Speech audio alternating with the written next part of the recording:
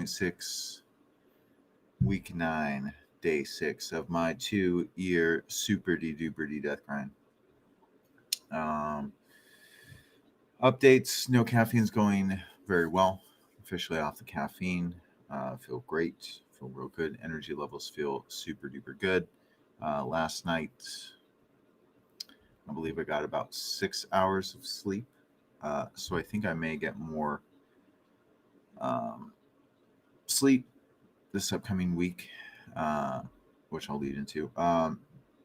So this upcoming week, I'm going to take off uh, from work. So basically, what I'm going to be doing is testing how my crew runs up here without me physically being here. I am also going to do a couple other side projects, some back end stuff from home when I am working in these hours where no one is awake. And then I'm going to be hanging out with my family and doing some house projects in preparation of some things. So, yeah, um, it's going super well. I'm going to hop on a flip phone. I'm going to give only a couple people my phone number. Set up my calls to call forwarding. I'm off social media, doing a dopamine detox. It's going super well. My mind feels super clear. Also, I would argue that I'm the happiest I've ever been in my life right now. And I think there's a lot of confounding factors with that. But when you are off social media and you get rid of a lot of these dopamine responses, not really. I don't really watch TV unless, it's a movie with my kids or my wife is watching something when the kids are in bed. Other than that, I don't watch TV. I'm off all social media. I still do like my business accounts for tracking and analytics and stuff and post things. In fact, I actually have other people post things to social media just so I don't have to look at it, oddly enough. But when you're off social media, it just, and all these other dopamine sensations that you get from addictions of other things, it just opens up your mind to be, I'm just going to move the mic a little closer, to be super appreciative of things. And it's just, you don't sweat the small stuff. And man, I just so envious of people that lived ages ago, well, not ages ago, but a while ago, without so much technology and so much TV and so much news. It is insane to see how quickly your day can spiral away from negative information entering your mind.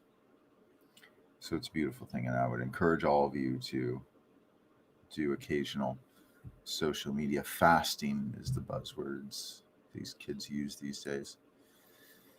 So Super Death Grind going really well. I'm not going to talk about much today because I have oodles of work to do today. But one thing, I was listening to a 3.5 hour video from Wayne Dyer. So shout out to Wayne Dyer, great guy. But one of the things that resonated to me is how to kill selfish intent. Is that what I said this was? Hold on. How to kill selfish intent. Yeah, exactly. And the reason why is because selfish intent will never serve you in the long run, especially if you want to do good things and great things. I think there's an exception to every rule. I think some people can do what others would be perceived as great things, but if they do it with selfish intent, it will always get them in the end, meaning, it'll tarnish their legacy, or they go to their deathbed with regrets and remorse because they know what they were really after in life and they lived an unfulfilling life. And there is such beauty in sacrifice, living simplistically, living for other people. And, not that, you know, I'm a firm believer you can believe whatever you want to believe in religion, and I never want to be preachy. Um, and my own religious beliefs are my own, and I respect everyone's religious beliefs entirely. But let's say, um, you believed in some of the things out there about Jesus and his life, and just how beautiful that life was from a standpoint of serving other people. And when you look and think, and another good example is Mother Teresa, Gandhi, when you look at these people's lives and you realize the sacrifices that these people made for other people with no selfish intent, is a beautiful thing. And truthfully, I think as human beings, we have to know that most things are predicated on selfish intent, because at some level we're all humans and we want something. And maybe that selfish intent, and Mother Teresa and Gandhi are no longer alive, so I cannot ask them.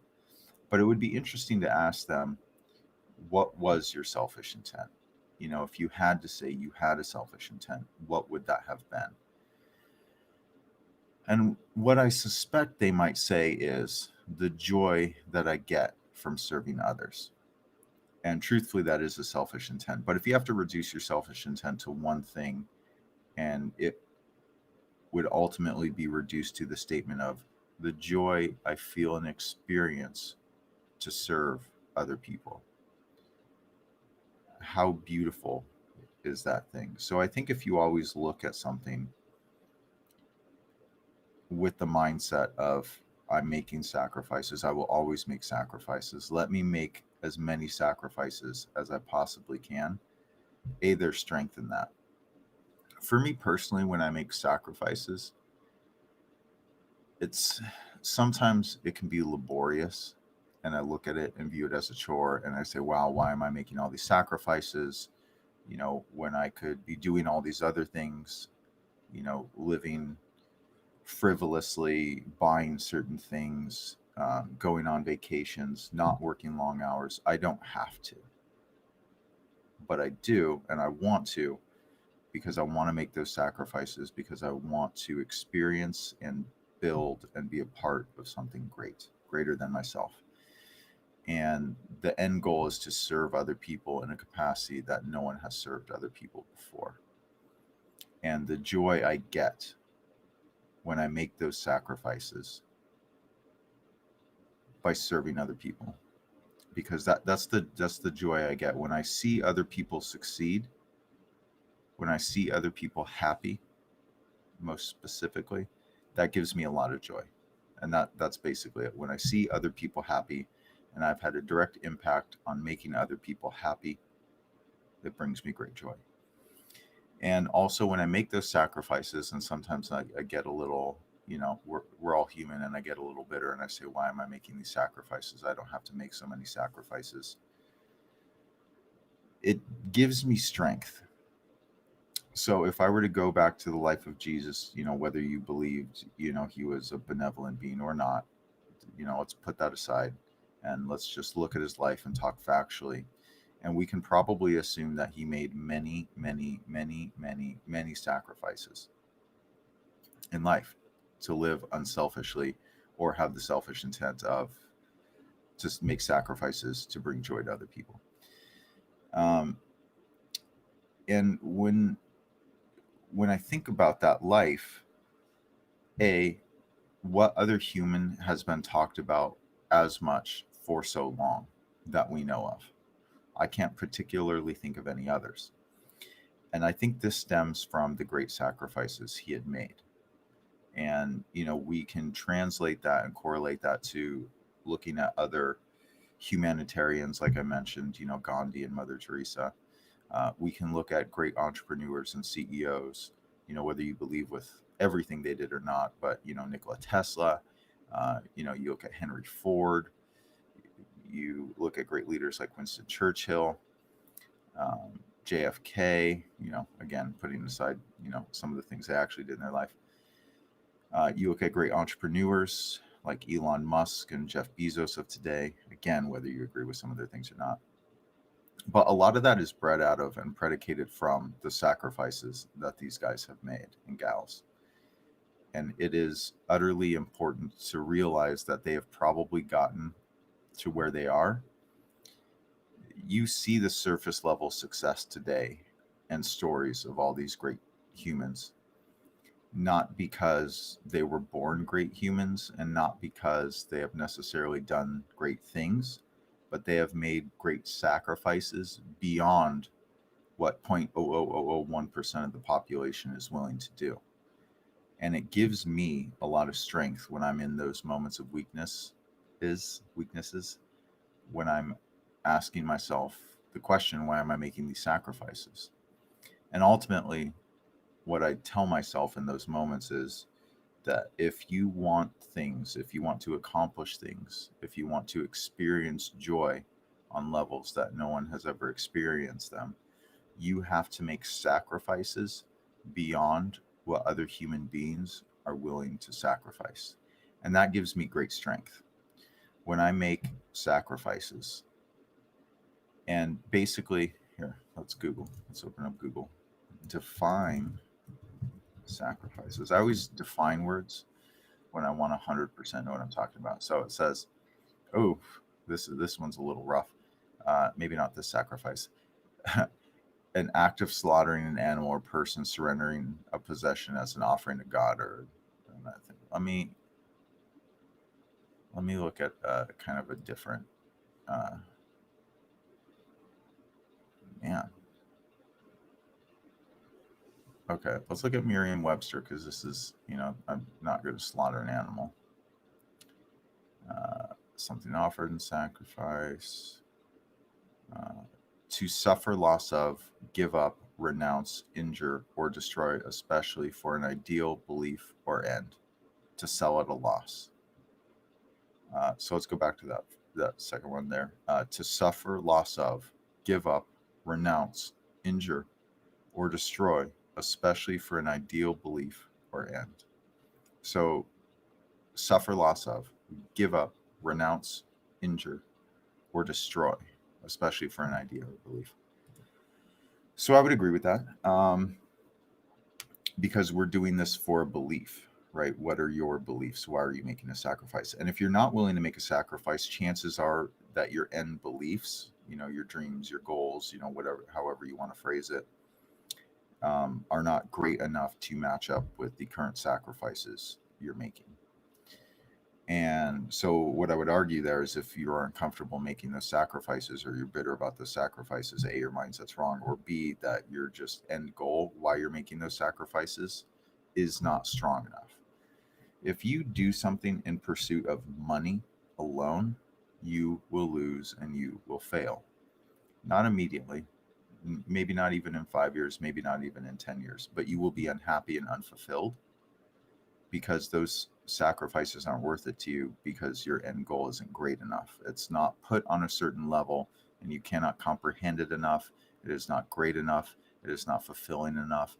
It is not joy bringing enough to give you what you want to give.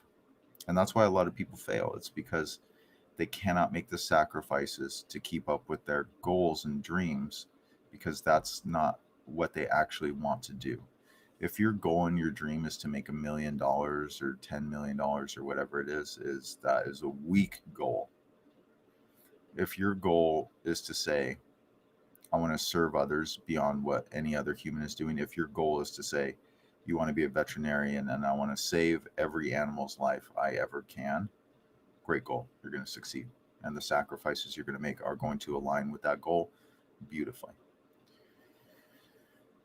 So you really have to kill selfish intent by first setting a goal that is based off of serving other people. End of story. You have to serve other people. And, whether that be in a humanitarian perspective, going back to the veterinarian example, whether it be in an entrepreneurial perspective, in which case that would be bringing value to the marketplace that no one else can bring, whatever that value proposition may be for you as an entrepreneur.